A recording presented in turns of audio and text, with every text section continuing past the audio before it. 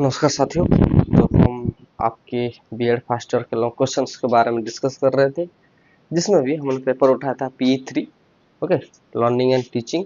और उसमें भी हम second unit, okay, theories of prospective learning देख रहे थे। ओके, सही है। तो हमारा पहला क्वेश्चन है, discuss the concept and principles of classical conditioning. Okay, मैंने आपको पहले से बता दिया था, conditioning are of two type, one is classical conditioning and other one is operant conditioning. Okay, सही है। तो फिर आज हम थोड़ा सा इंट्रो टाइप पढ़ेंगे। ओके, आप चाहे अगर क्लासिकल कंडीशनिंग को पूछे या फिर ऑपरेंट कंडीशनिंग पूछे। कंडीशनिंग तो क्या है, पहले आप उसको उस चीज को तो अच्छे से लिखोगे। तो पहले कंडीशनिंग क्या है समझते हैं, the meaning of conditioning. Okay, पहले डेफिनेशन समझते हैं, उसके बाद में आपको पूरी तरीके से एग्जांपल देकर समझा दूंगा क्या है कंडीशनिंग। कंडीशनिंग का मतलब कोई ना कोई कंडीशन आपको दे देना, दैट्स कंडीशनिंग। यही एक मिशन, यही इसका हमारा कहते हैं रिजल्ट हो सकता है।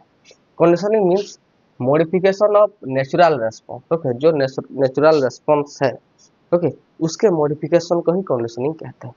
Conditioning means modification of natural response, natural stimulus, okay, result in natural response, natural stimulus result in natural response। For example, कोई बच्चा जा रहा है, ओके, और वो जाके, छोटा बच्चा है, आपने उसको गोदी में लेकर जा रहे हैं उस बच्चे को, और उस बच्चा का क्या हुआ, कोई दरवाजे में वो टकरा गया, तो उसको थोड़ा सा पेन हुआ।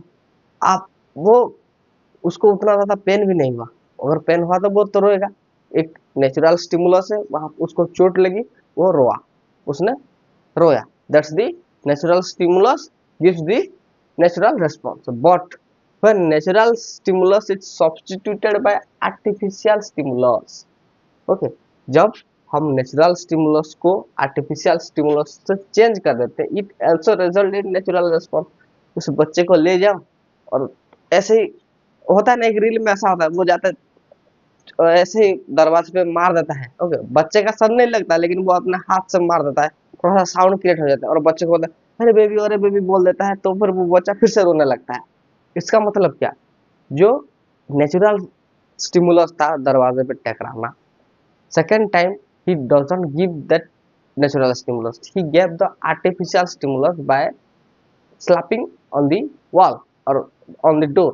At that time still the baby cry because of he get the stimulus of natural of crying। okay, this process is called conditioning। हमेशा याद रखिए, कंडीशनिंग मतलब हमारा जो नेचुरल रिस्पॉन्स है उसका चेंज आना, उसमें चेंज आना, दैट्स द कंडीशनिंग। ओके, और नेचुरल रिस्पॉन्स क्या, जैसा स्टिमुलस मिलेगा ऐसा हमारा रिस्पॉन्स होगा, है ना। तो एज यूजुअल स्टिमुलस को ही नेचुरल स्टिमुलस बोलते हैं, और अकॉर्डिंग टू द स्टिमुलस जो रिस्पॉन्स हमारा निकलता है उसको हमको क्या, नेचुरल रिस्पॉन्स। ओके, अगर but when the natural stimulus is substituted by artificial stimulus, it also result in natural response, this process is called conditioning। hope you understand this definition। मैं धीरे धीरे आपको समझाऊंगा क्या होता है ये। ओके, जैसे कि फॉर एग्जांपल मैं आपको बताऊं, एक रील मैंने देखा था जिसमें वो ऐसा है, एक छोटा बच्चा होता है, ओके, उसको उसकी मम्मी एक चम्मच से खाना खिलाती है, और एट दैट टाइम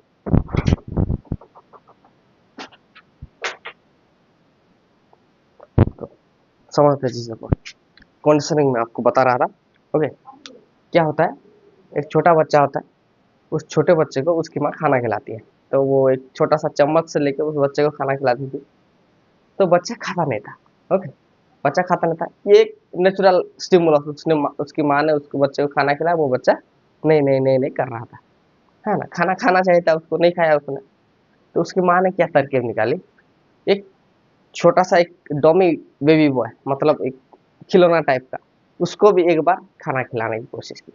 जब उसने हाथ से उस बच्चे का मुंडी हिला दिया, वो बच्चे ने ऐसा ऐसा किया, तो एक साइड में एक छड़ी लेके उस बच्चे को मारने लगा। ओके, तो वो जो बच्चा था, समझ रहे हो मैं क्या कह रहा हूँ, जो बच्चा था वो बच्चा उस डोमी बॉबी को देख के वो डर गया, और वो खाना खाने लगा, that's the meaning of conditioning. Okay, he give the an artificial stimulus, वो बच्चे को मार नहीं रहा है, लेकिन एक डमी बच्चे को मार रहा है, ये गिव एन आर्टिफिशियल स्टिमुलस। अगर मैं भी नहीं खाया तो मेरे को भी मारा जाएगा। Okay, he afraid and he get the response, इसी को ही बोलते हैं कंडीशनिंग। ओके, आपने देखा होगा ये रीड, छोड़िए नेक्स्ट देखते हैं। For example, when parents slap a child every time the child touches the electrical appliance, जब भी बच्चा कोई इलेक्ट्रिकल चीजें को टच करता है, कोई फैन वैन स्विच मारता है, तार वार में ऐसे हाथ वाथ लगाता है, तो उसको मार पड़ती है, चपेट पड़ती है।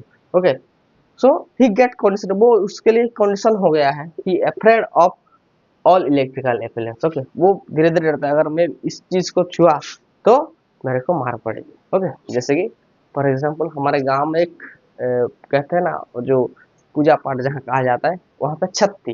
ओके, हमारे घर में तो नहीं थी, वो सीढ़ी नहीं थी, तो हम क्या करते थे, बच्चे उस सीढ़ी में चढ़ के छत छत के ऊपर में चढ़ने की कोशिश करते थे। मेरी मम्मी बहुत मारती थी, है ना। तो मेरी जो दीदी थी, okay, he get an complain, अगर उसने मेरे को देख लिया कि वो भाई चढ़ रहा है ऊपर उस सीढ़ी से, तो मेरे को मार पड़ जाती। Okay, so I am afraid up to 4 classes I can not, मैं उस सीढ़ी में चढ़ा ही नहीं था, क्योंकि डर था भाई, एक कंडीशन था हमारे अंदर। ओके, अगर मैं यहाँ पे चढ़ूंगा तो मेरे मैं तो गया, है ना, that's the mean. Okay, so this is an क्या, conditioning, that's called conditioning. Okay, hope you understand this.